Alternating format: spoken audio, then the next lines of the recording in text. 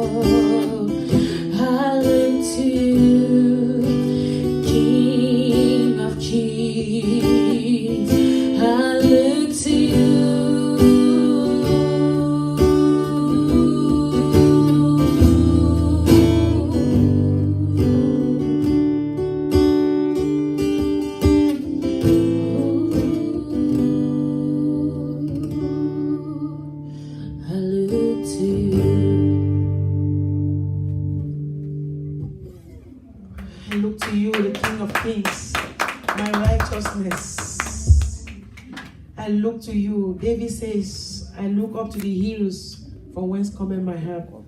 My help cometh from the Lord. Hallelujah. Thank you for that ministration. There's nobody else we can look to. There's nowhere else we can look to but to Jesus. Hallelujah. In times of perplexity, in times of pain, in times of it all, let us look to Jesus, who is the author and the finisher of our faith. What a great song. Amen. May God continue to give you revelations, to continue to write and bless us unto the glory of his name. Amen. Praise the Lord. Ooh, that was anointed. Hallelujah. Amen. Woo. God bless you all again. Mommy Flo, how are you? Asha, you still see like that you're still again. Asha. Good morning. Good morning, everyone. God bless you. Attend to your neighbor, somebody, and greet your neighbor. Say something nice to your neighbor this morning before we enter into the word. God bless you, my daughter Anastasia. God bless you. Say something nice to your neighbor. Say something. God bless you. God bless you. You're all beautiful. Nelly, God bless you. God bless you, Mommy. Pascal, my brother, God bless you. God bless you all. You look beautiful all like your father. Amen. Say something nice again to your neighbor. Something nice, something prophetic.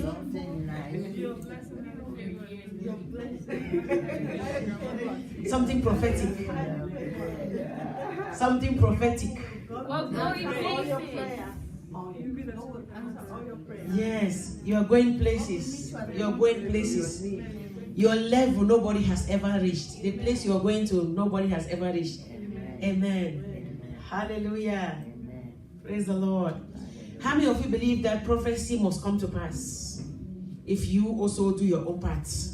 Amen. When God has spoken the prophetic word through his servant's mouth, if you continue to water it, it will definitely come to pass in the name of Jesus. Amen. Hallelujah. You must take it, run with it, and believe it. I was watching a man of God this morning, and the testimonies, the testimony time, I was watching their testimonies, and a man was sharing his testimony how his son's testicles disappeared, and the doctor said it was a condition, a medical condition, they had to do an immediate surgery. So he's moved from one doctor to another, and they've gone round, and they're planning to do a surgery. So that he came to his pastor, the pastor spoke and said, I speak divine intervention. So he went back. Of course, he continued to water that prophecy, praying, believing, while he was going from one doctor to another, and they were doing their tests for preparing for surgery, going through the process. He was still believing, holding on to the word of God that the man had given him. Hallelujah. So he continued to believe. You see, the word of God will come. Sometimes it will not happen immediately. Amen. It may take a while, but you have to continue to hold on to it. Hallelujah. And the man said, finally, they went for the surgery. And the surgeon put the child on the bed for examination before and saw everything was normal. The testicles were back, like a 3 years old, 4 years old child. It's like 3 years old. They were all back in order.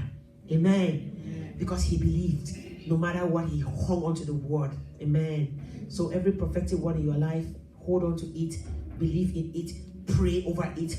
Don't give up when you don't see it.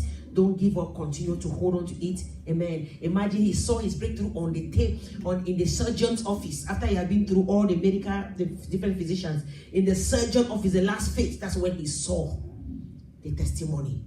Sometimes God will allow you to exercise your faith unto the end. Amen. When you feel like this is it, you get into that place where it feels like, wow, God spoke, but nothing happened. That's when God will show up if you continue to hold on to the word. Are you hearing me? In Jesus' mighty name, I pray for you that you will believe in God's word. He says, believe in my prophet, you shall prosper. Amen. And believe in your God and you shall be established. Whatever you believe in shall come to pass in your life in the name of Jesus. Amen. Praise the Lord. Another woman's testimony was there's a spirit of insanity in their family. Her sister had just died. The sister was mad and then she died. And the junior sister too became mad. This man of God also spoke against that madness. But you see, it didn't happen overnight. It took 5 months later. Amen. They brought the child today to church to testify. She was standing. There's a picture of the child when they brought her to church, mad. Today they brought her, she's standing there, completely healed, completely delivered. Are you hearing? Hallelujah. So continue to trust God and hold on to your prophecies. Amen. Don't have any doubt. Don't be offended when things are not going the direction of your prophetic word. It will come to pass in Jesus' mighty name. Amen. Praise the Lord. Yes, we finished testimony already. Amen. It's the word time now. Hallelujah. Praise the Lord. So go with me quickly to Luke chapter 22. So we've been talking about prayer, right? We've been working on the series of prayers that bring results, right? So the first message we talked about was prayer that we sanctify ourselves. Amen. When we come before God, we sanctify ourselves. Then last Sunday we talked about prayer of thanksgiving. Amen. So last week was a Thanksgiving week where we all gave thanks to God the entire week. Amen. Thanking Him no matter what. Thanking Him, as the Bible says, in all things give Him thanks. So when we learn to thank God, God will also remember to bless us. Amen. Hallelujah. For as the praises go up, His glory always comes down. When we come before Him with a grateful heart, He will honor us all the time. Amen. When we walk through the valley of the shadow of death, we still give Him thanks. He will know that we are His disciples. So today, we want to talk about prayer of intercession. That's the third one, prayer of intercession. So these key things we are talking about, they are things that I want you to be putting them in your daily prayer life. When you go into prayer, when you want to pray to the Lord, you exercise all these things we are talking about. Amen. You will see results to your prayers. Hallelujah. You will see results to your prayers. You exercise and put all these things in practice in your practical prayer life. You will see God. Prayer is important. I want to start by again emphasizing and reiterating the importance of prayer. That as a child, as a Christian, you must pray. Men ought to pray always and not to give up. You must pray every day. You must pray ceaselessly until you see results. You will never stop praying. Don't make your life a busybody life that you don't make time to pray. No matter what, dedicate some time every day and pray. Amen. Amen. Dedicate some time every day and do what? Pray. And pray. I talked about the importance of prayer and in combination with the word. Amen. I say you cannot also pray if you don't have the word in you. It comes together. For me, I looked at the word as the Bible says the word is sharper than a two-edged sword. So the word is the sword of the spirit.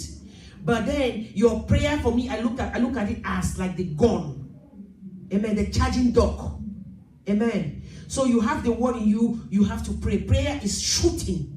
Firing. So the prayer is like the gun. You have a gun, and if you have a gun, you don't have bullets. Can you shoot? You can't. The bullets are your word. So you charge the word. The prayer is the charging dog. You charge that prayer, that gun with the word of God. Amen. So that when trouble is coming, when you see an enemy coming, now you can shoot. You can shoot the right bullet. Because if you don't have the right bullet, then you cannot attack the enemy that is coming. Amen. You must know the word of God to know what. For example, you cannot be going through financial difficulties and you need a breakthrough for finances and the enemy is fighting you and you don't know which prayer point to stand on. If you have a financial challenge and you know the enemy is fighting your finances, the prayer point you stand on, if you have not read the Bible, you will not know. But if you have read your Bible, you will know that the bullet you're going to shoot at will be Malachi chapter 3, one of them. Amen. My God, you promised me that if I bring my tithe and my offering, you will fight the devourers. You speak that word. Nobody can devour me. You cannot fight. Even if they're fighting your job, you know what to stand on. Amen. That's just an example. If whatever you're going through, if you are sick in the body, you know which prayer point to stand on based on the word of God. Hallelujah. So, like I said, I'm just saying this again. I'm just touching on this again, just to reiterate to us that Prayer go alongside with the word of God. We must meditate in the word of God, observing and then using it to shoot. Shooting means prayer, firing the bullets. The bullet is the word of God, firing accordingly, and we will see results in Jesus' name. Amen. Jesus himself lived a prayer life. Imagine the Jesus who came upon this earth, 100% man, 100% God. Jesus could not have made it to the end without praying. He taught us how to pray. He taught us how to pray because prayer is important. Prayer is the key to access the breakthrough. Prayer is the key that openeth any door. Prayer is a universal key that can open any door. When you pray, you open any door without using a particular key. Amen. Prayer. Because when you begin to pray, and you must pray in the spirit, we talked about praying in the spirit. When you pray, you give thanks to God, you do all these things, you pray in the spirit. So that the spirit of the living God and the angels are moving on your behalf, taking the word and transforming it accordingly. Amen. Hallelujah. So today we are talking about prayer of intercession. Prayer of intercession. What is intercession? Intercession is an action of intervening on somebody else's behalf. Amen. Intercession is saying a prayer for somebody. Intercession is when you don't focus your prayer only on you. These things I'm teaching you, they are things that I learned and I'm applying them in my own life and I'm seeing results. Are you hearing? So I'm teaching you the things that I'm doing also. The things I'm teaching you, the things I'm practicing in my own life. Intercession is when you enter into your prayer closet and you don't spend 100% of your time praying for yourself or your own children or your own family alone. But you spend time praying for other people. Hallelujah. So intercession, a prayer of intercession, when you enter into your prayer closet, child of God, for me, let me say even minimum 80% of your prayer be dedicated unto others. And 20% for yourself. If you make your prayer life that way, you will see results. Not the other way around. Not 80% about you. Me. Delete. Let me not just delete. Control the first person singular verb in your mouth. Not only about me. Bless me, Lord. Help me. Oh my job, my child, my health, my children. No, let your prayer not just be focused only on that and you think you finish your prayer. God is watching. Your prayer, like I said, minimum 70% of your prayer, dedicate it to pray for others. Then the remaining 30% for you now. I'm very conscious of that when I'm praying. When I enter into my prayer closet, if I start praying and I realize that I'm talking about me, immediately I change and start praying for every one of you. Thank God the church is supposed to know all your names. I begin to call all your names. I speak. I pray for my brothers and sisters, all of them around the world. I call the names. I speak. Even my bosses, people, my like I told you already, even my client, I call their names one by one. I pray. Hallelujah. I pray, even especially for my spiritual fathers. I don't pray without praying for them. I pray for them. I say, Lord, protect Papa Benny, wherever he is. Protect Papa Sorolo. Protect their children. Protect Dr. Howard. I call the names. I pray. I say, as they are about now preaching, God protect them, strengthen them, keep them to finish their race. So my prayer is always mostly dedicated to others. That is a prayer of intercession. When you pray like that, God will answer you. God will answer you. I can ask a question in this church. I say, some of you, when was the last time you prayed for your pastor? Me. I don't want your hands to be raised up, but I just asked the question. Yesterday, amen. Thank you. Amen. Last week. Huh? Last week. Okay. You lastly prayed for me last week. You see? So what about the other days? You see, you have to pray for your pastor every day, every time you go. Okay, when was the last time you prayed for yourself? Mm-hmm. Okay, you see? So that's what I'm talking about. So change it. other people than for yourself. When you start praying like that, you will see God. Jesus Christ, let me show you something. Open Luke chapter 22, verse 32. Luke chapter 22, verse 32. Oh, it's up. Thank you. So, look at Jesus Christ. He's talking to Peter when he had seen that the enemy was going to attack Peter's destiny. Amen. He said, go backwards. One verse backward, verse 21. Let me see. The Lord said to Simon Peter, he said, behold, he said, behold, Satan has desired to have you that he may shift you as wheat. Go to the next verse. But I have prayed for you. You see that? That your faith faileth not. And when thou art converted, strengthen thy brethren. You see that? Jesus Christ is teaching us about intercession. He prayed. He saw attack coming upon Peter. He prayed. He was man 100%. Remember that? Even though he was God 100%, he was also man. But he lived a life of prayer, as I said earlier. He prayed for Peter.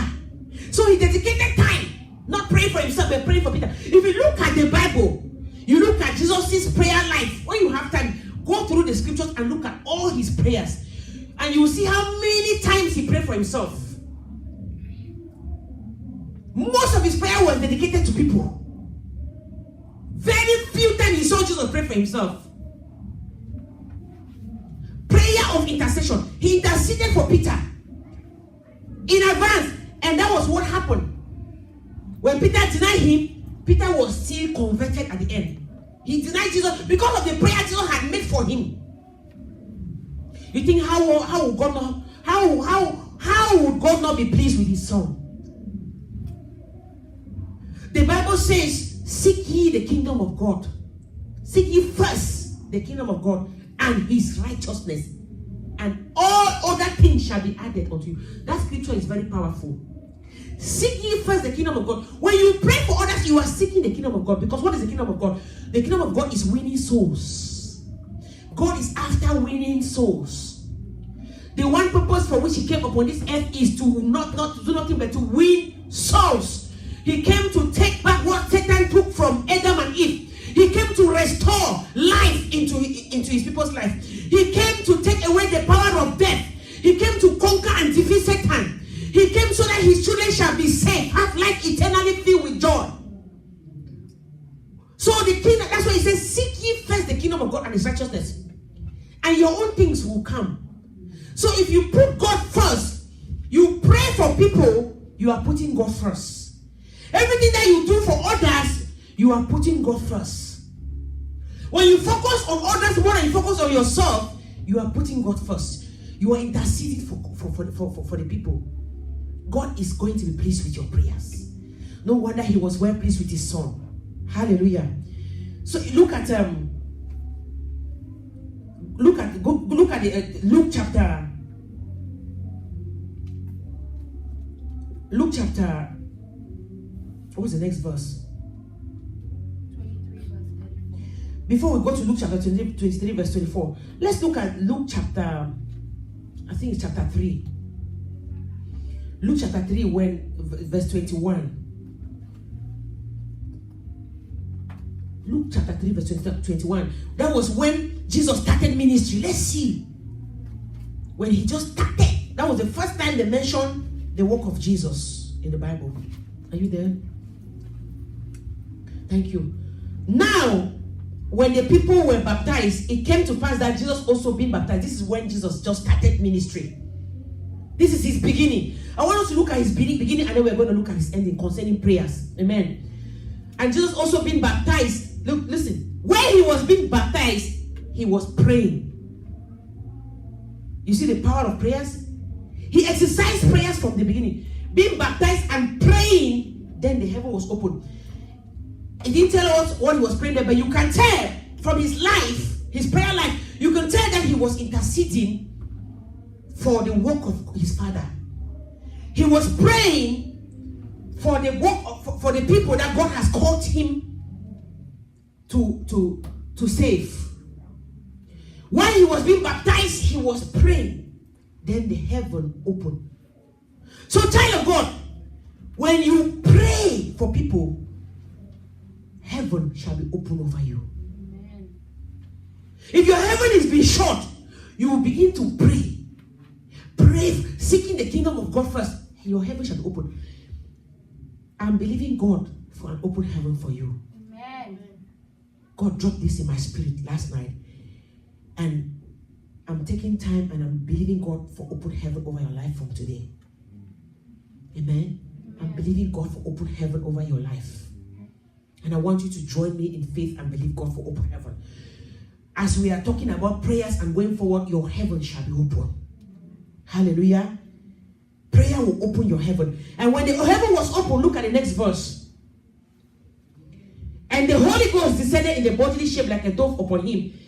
And then a voice came from heaven, which said, "Thou art my beloved Son, in thee I am well pleased."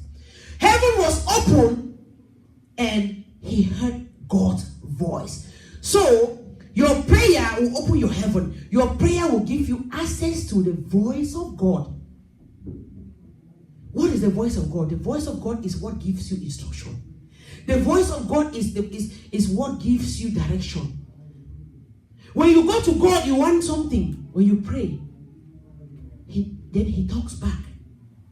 There are times that you pray and you don't even hear anything that God tells you because you're not paying attention. There's no way you can pray and live without God talking. Talking to God is like I'm talking to you. Communication with God is a two-way traffic. If me and you were in communication, if I'm talking to you in prayer, if I'm talking to you now, aren't you going to talk back to me? It's the same thing with God. In prayer time, when you're talking with God, God is talking back to you. But God listens. He's a very good and keen listener. He listens to your prayer. As you're praying, he listens and listens and listens. And then he talks back, the voice of God. Many Christians don't hear the voice because of many things, obstacles. Child of God, when you finish praying, I don't know if I've ever said this to you before, I'll say it again. When you pray, this is what I used to do, and I do that sometimes in error. When we go to prayer, we get on our knees or whatever, we pray and pray and pray, and when we finish saying our prayer, we say amen. We get up and we leave. We don't give time for God to talk to us. When you go into prayer and you pray and you pray and you pray, now when you finish saying everything you're saying, be still. Be still means be quiet. Take a moment of quietness. Remain there. Just be quiet and listen to what God also talks to you. You will hear his voice. Are you hearing? You will hear his voice. He will answer you. He told you, answer Jesus. He gave him his own word now. He will give you your word. That's how God talks to me. That's how I hear his voice. Don't rush quickly. Spend some time there to hear him back talk to you. That's how you learn to hear the voice of God. Whatever he tells you at that time, whatever you hear that with your eyes closed, as you hear it in your spirit, that's God talking to you.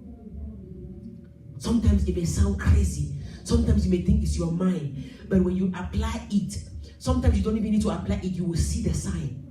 You will see it happen. That's how you know, wow, that was God's voice. I heard his voice. So spend time not only praying, but listening to his voice. Amen. Don't come out quickly from your prayer closet without letting God also answer you. Hallelujah. So you see Jesus, go now to John chapter 17 for me quickly. You see Jesus in the beginning. That's the beginning. The first time Jesus is being introduced. The first time his ministry is being introduced, they talk about his baptism and why he was being baptized. He was praying. And like I said, I believe he was interceding. Because that's what he did. That's what he did all his life. And he's still doing it even today because he's the high priest in heaven that intercedes for us. Hallelujah. So John chapter 17, at the ending of his life, before he started his journey to the cross, Jesus again, he prayed for you, for the disciples, and he prayed for us, for me. Let's look at verse 9 quickly. This is a very long prayer, but let's go down to this is verse 9. He says, I pray for them. If you read from verse 1 to 9, you'll see him praying for the disciples. He's praying for the disciples before his crucifixion. He said, I pray for them. He's talking to his father. I pray not for the world, but for them which you have given me, for they are yours. He's talking about the disciples. Go down to verse 20. I'm praying for the disciples. He's interceding for them. This is a man that is about to go die. He's about to go through a very tough time, the toughest time of his life. You and I would think that at that time he should be praying for himself. But he's interceding for the disciples. The people that he knows, people that were with him. He's praying for God to keep them. He's praying for them not to give up their faith. He's praying for them. That's the will of God. Look at verse 20. And he prayed for you and I also. He says, and neither pray I for this alone, but for them also who shall believe on me through your word. Hey! Hey! It means that he prayed for you before you were even formed in your mother's womb. He interceded even for you when you were not even born. That's why you are still strong today, because Jesus had planted a seed of prayer on the ground for you. Hallelujah. Hallelujah. And now in Luke 23:34, look at again. Look at Jesus interceding again. Even on the cross, with all the pain, the wound, and everything, Jesus prays for us again. He says, Lord, forgive them, for they don't know what they are doing. He is a dying man in pain. He's still praying, not for himself, but for people. Somebody say intercession. Say intercession. Intercession will open my heaven. A prayer of intercession will open my heaven. A prayer of intercession will give me access to God's voice. So, oh God, open my heaven this week. Give me access to your voice, to hear you clearly, and to follow your instructions. In the name of Jesus. Ezekiel 22, verse 30 to 31. Let us see how even God values intercession. How God values intercession. Ezekiel chapter 22, verse 30. If anyone is there, I feel the power of God in this place.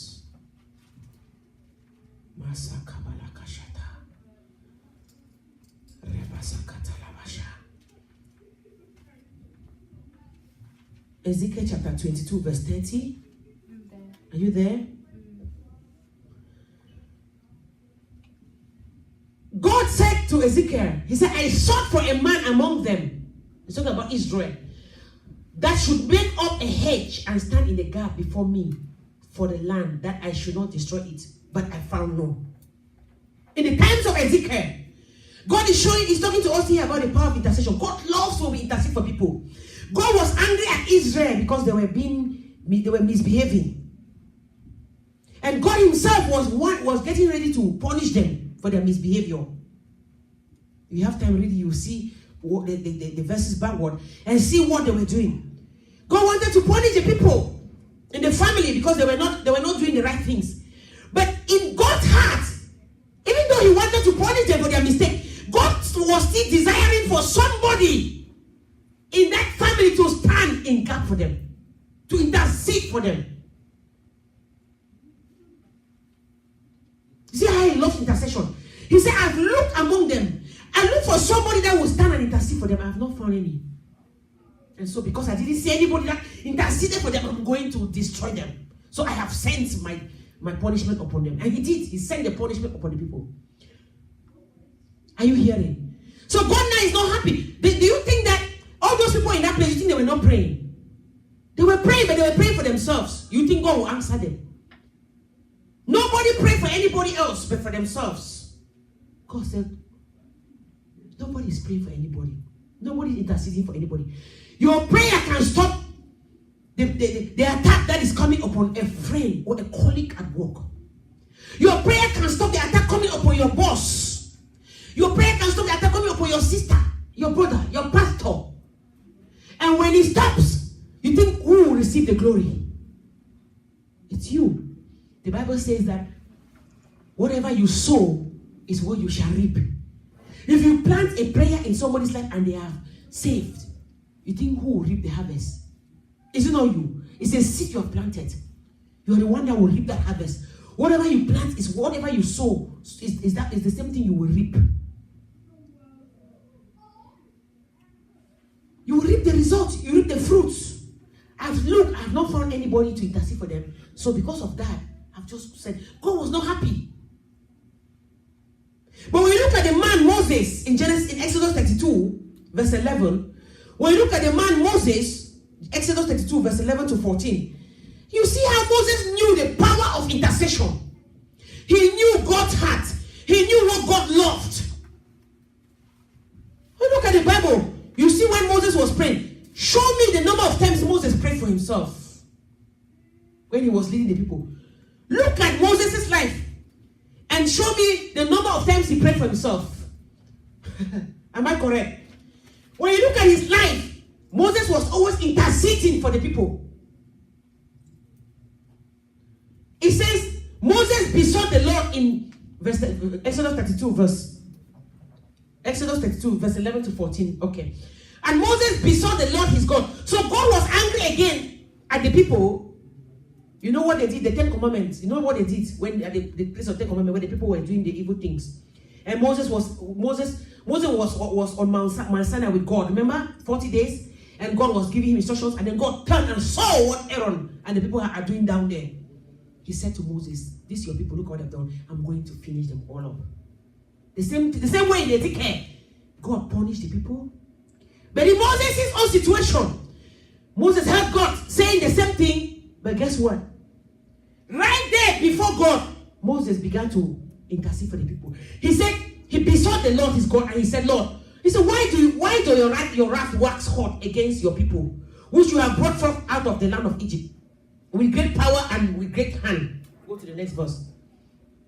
Wherefore should the Egyptians speak and say, for mischief did he bring them out, to slay them in the mountains, and to consume them from the face of the earth?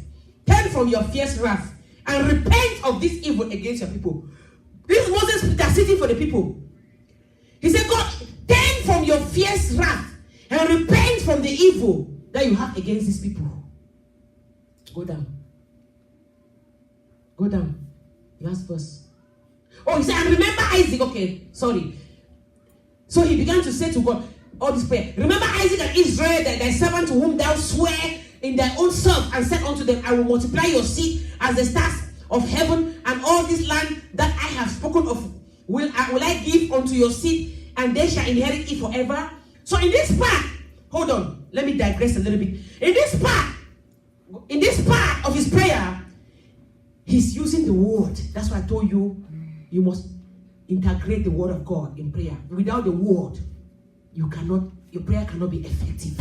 He integrates God's word here because this was what God had said to Moses in Genesis, to Abraham in Genesis, the promise he had given to Abraham, Isaac, and Jacob. It's a man that read the word. He had read the word. He was not there. He read it. He knew it. He knew it. So he knew when to shoot that bullet. He knew the right bullet to shoot in what situation. So in this situation, he quoted the word back to God. But you said this. How now do you want to destroy them because of your anger? He said, Lord, repent, because your own word, you gave your word. Amen. You gave your word, and the Bible says that God's word cannot return to him void. It will never. When he has sent it, he will not change. Amen. So go to the next verse. And then the Lord repented of the evil which he thought to do unto his people. In Ezekiel, we just see God saying, I have looked for a man to intercede for the people I found no. In Exodus, we see a man standing in the gap for the people, and God changed his mind. You think who will take the glory? He prayed first when God told him what he was going to do before he went down and there with the people. Before he went down and there with the people. But before God, he interceded for them. Are you hearing? Some will say, Moses did all of this. His anger took him to not enter into the promised land, stop him from entering into the promised land. But when you look at Jude chapter 1 verse 9, the Bible tells us that in Jude chapter 1 verse 9 that the archangel Michael fought for Moses' body. Satan, even when Moses died, Satan came and was fighting for his body. his dead body. You know why? Because Moses is one of those prophets that is coming back at the coming of the Lord.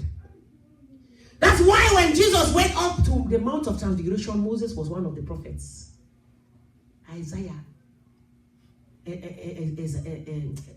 Elijah. There are three that are coming back at the coming of the Lord: Moses, Elijah, and Enoch. Are you hearing? So Satan fought. But you think, why was Moses among these people? Because Moses walked with God. He knew the power of intercession. You touch God's heart when you stand in the gap for his people all the time. Hallelujah. That's why when Satan came to fight his corpse, Archangel Michael rebuked him. He said, look at it. He said, yes, Michael the archangel, when contending with the devil, he disputed about the body of Moses. Does not bring against him a railing accusation. Satan was trying to accuse the corpse of Moses. Archangel Michael said to him, he said, the Lord rebuke you. Have you seen a situation where you die? It means that Moses' walk with God. Moses' walk with God preserved even his dead body. Because after you die, there's a place you go to, right? Satan can still try to stop you from making it to heaven. Satan means business, so he's not joking. There are people who don't believe in the power of Satan. They don't believe that he can fight or he fight. They are stupid. He means business, so he knows the plan of God, his last coming. He knows about his coming. He knows who is going to appear first. Moses is going to be one of them. Because he lived, he walked with God. Even though he died, he did not enter the promised land. It didn't mean that that's the end of his destiny. He's still coming. Before Jesus comes back, Moses will appear. Satan knows that. So he tried to fight his body so that they will leave his body to him to take it to hell. But God did not send Gabriel or any other angel. He dispatched Archangel Michael, the chief angel among his angels, to go fight Satan. How many times do you see Archangel Michael in the Bible fighting? The chief angel is the one that was sent to fight him for Moses' body, because Moses had touched God's heart when he interceded for the people. Are you hearing? Are you hearing? Psalms 122 verse 6. David wrote, he said, pray for the peace of Jerusalem. And then he says, may they prosper who love you. When you intercede even for nations, you intercede for Jerusalem.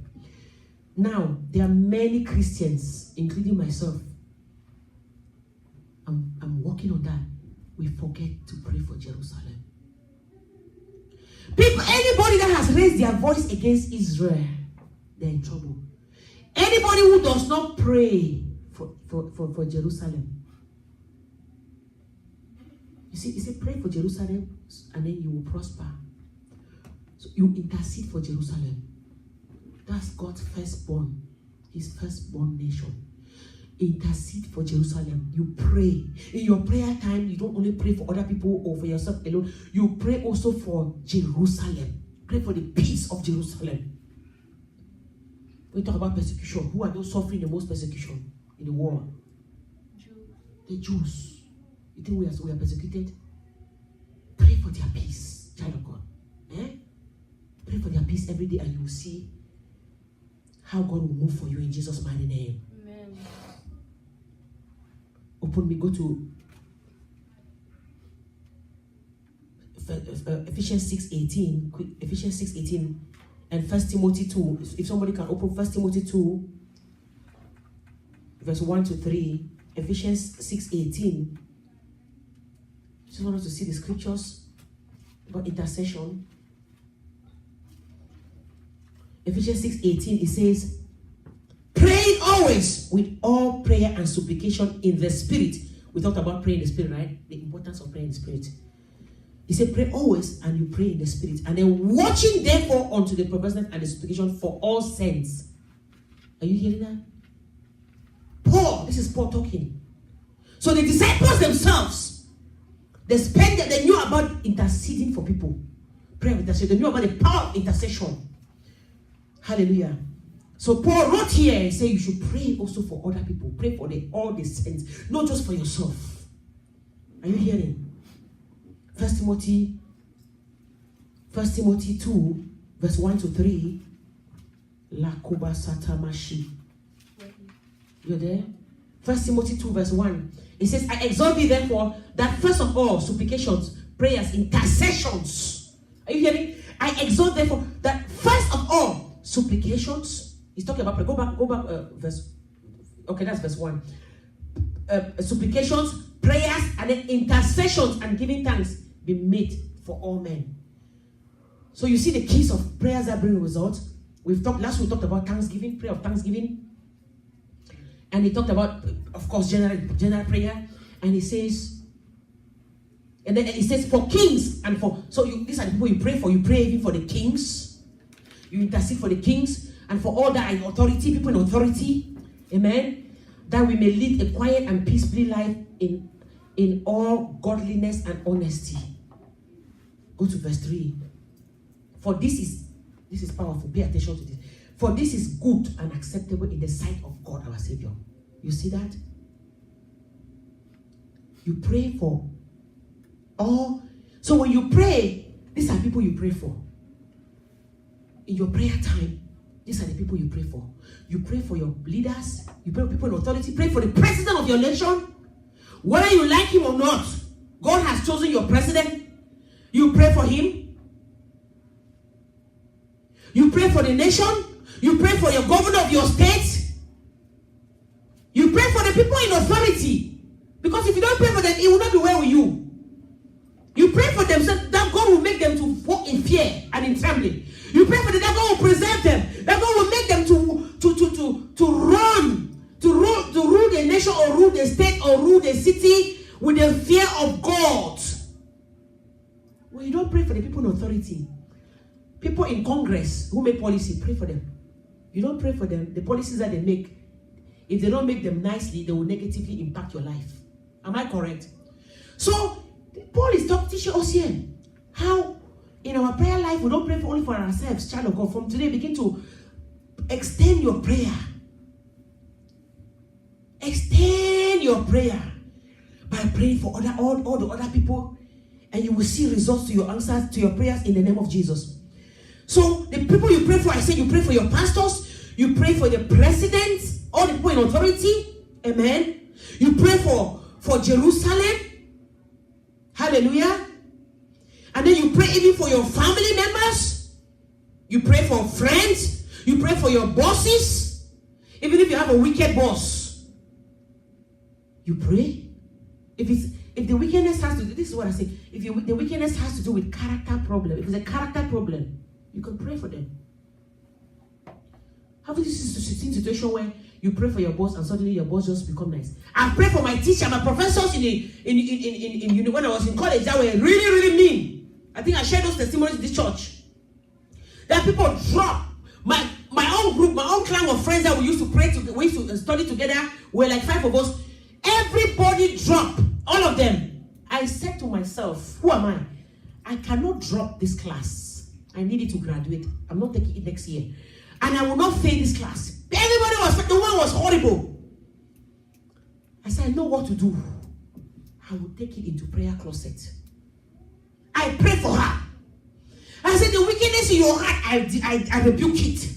I call her name. You hear what I'm saying? I pray against that wickedness in her heart. I say, may God put favor in your heart for me.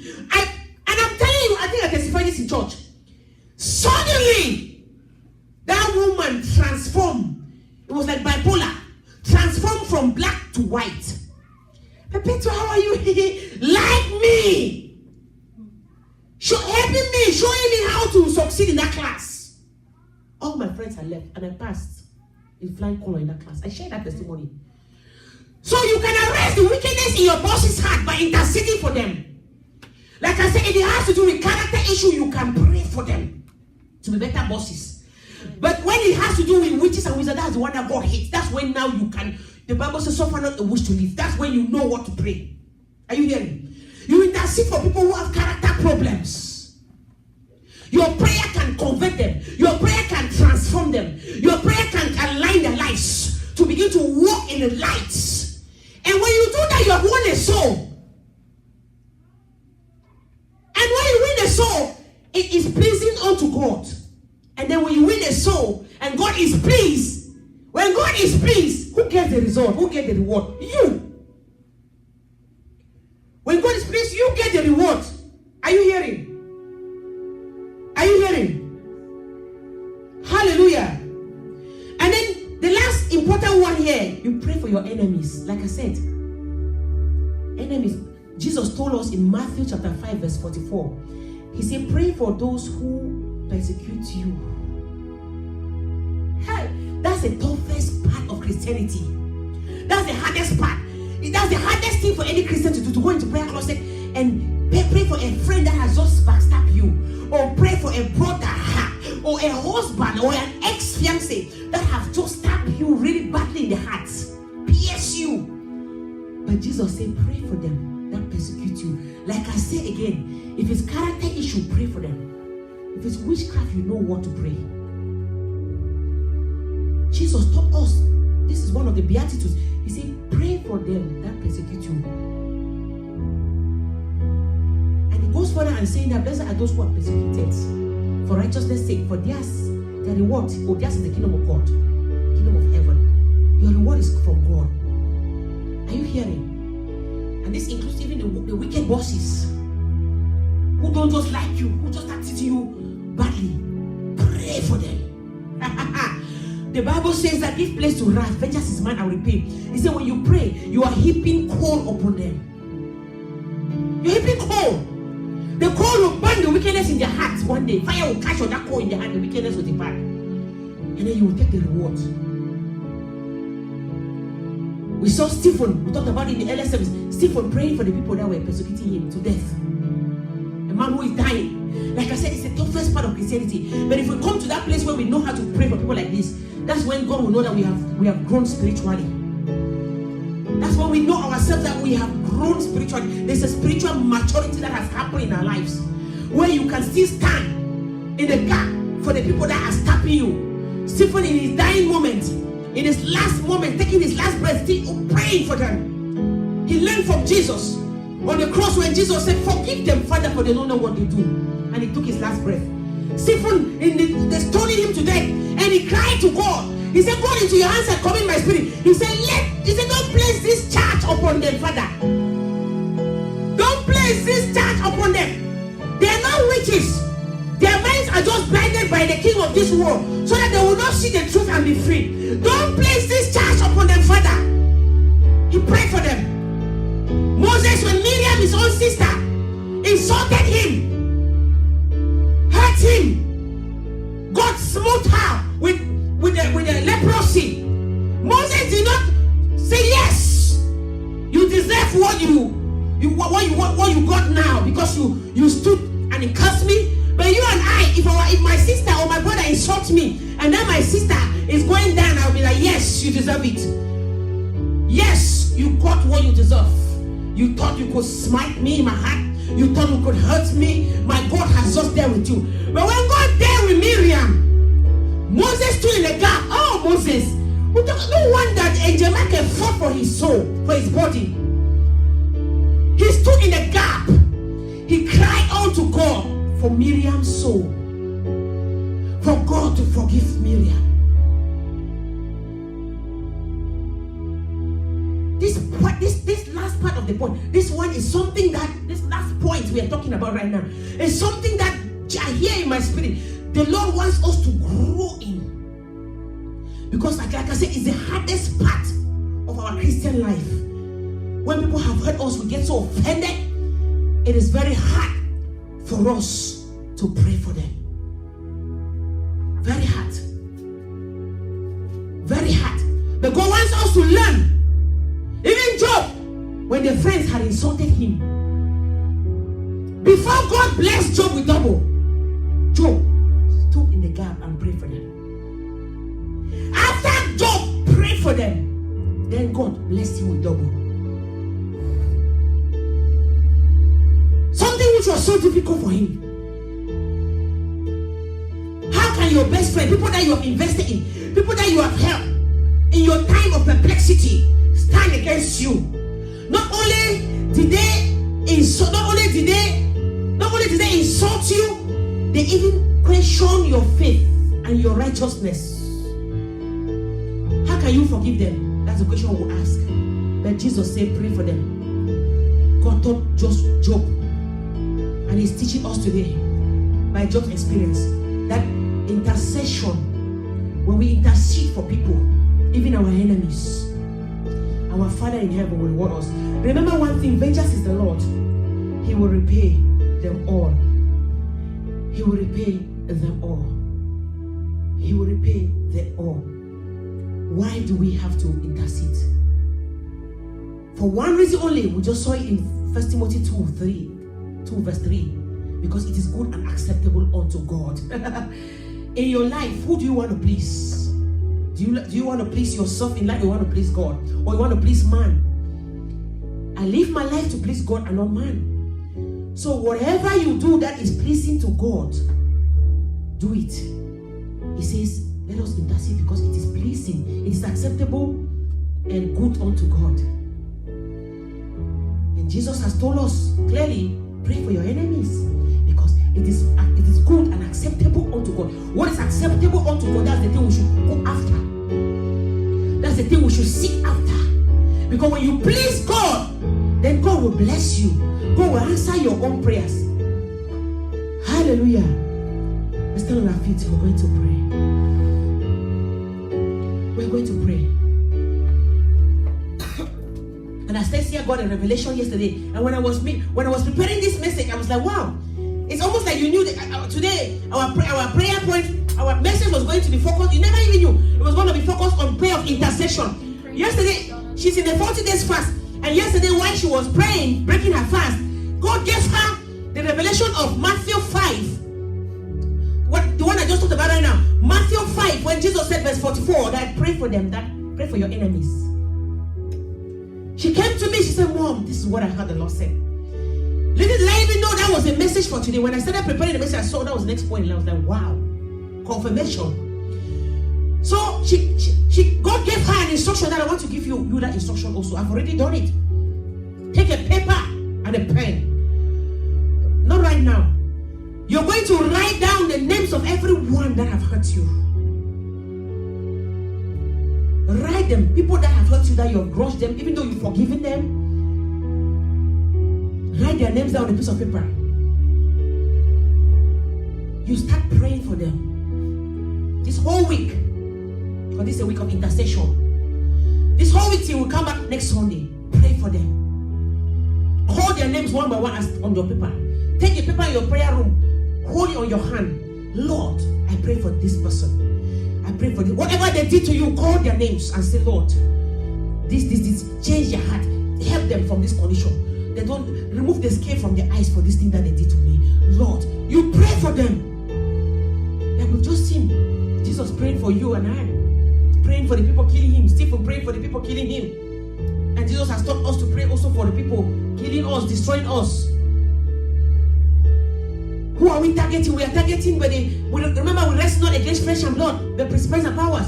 So we are targeting the enemy that has deformed their characters. Hallelujah.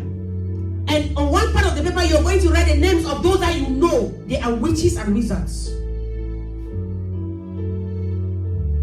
And you're going to tell God to deal with them accordingly. Are you hearing? There are people that have just character issue.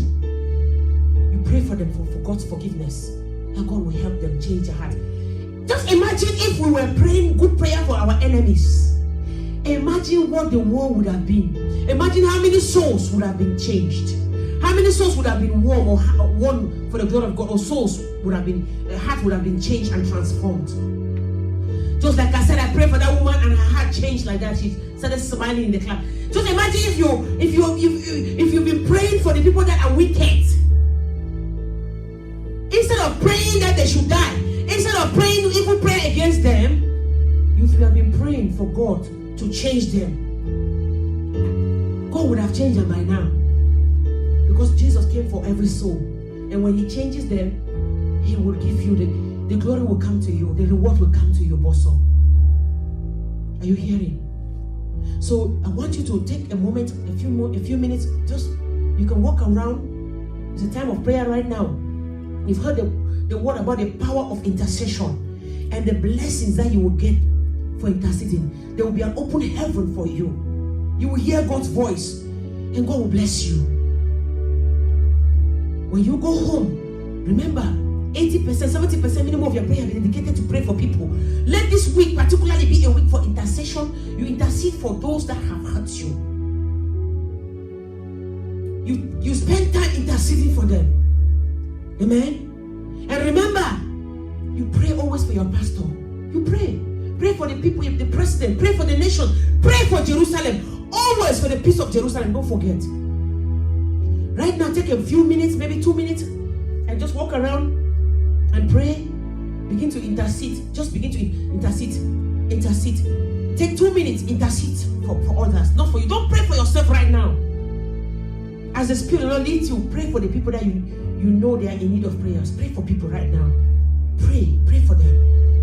Pray for them. Even this moment, you can begin to call the names of those that have even also hurt you. Pray for them. Take 2 minutes and pray. Oh God, we have heard your words. Give us the heart. Give us the heart of forgiveness that we can pray with all our hearts for those that have hurt us. Because that's what you did. You said we should follow you. If we have followed you, we should deny ourselves. You said, oh God, that we should be like you, because a servant is never greater than his masters. You were persecuted and we are also persecuted. And the enemy is using people all around our lives to persecute us. So Father, we ask you, give us that heart, your heart of forgiveness. We pray for them. We pray for every one of them that have wrongfully hurt us. We pray for conviction of their heart. We pray that you transform their heart. We pray that the evil that is in their hearts be broken today.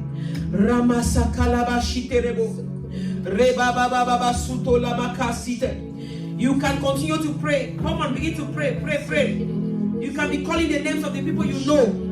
Right now, intercede for them. Intercede for them.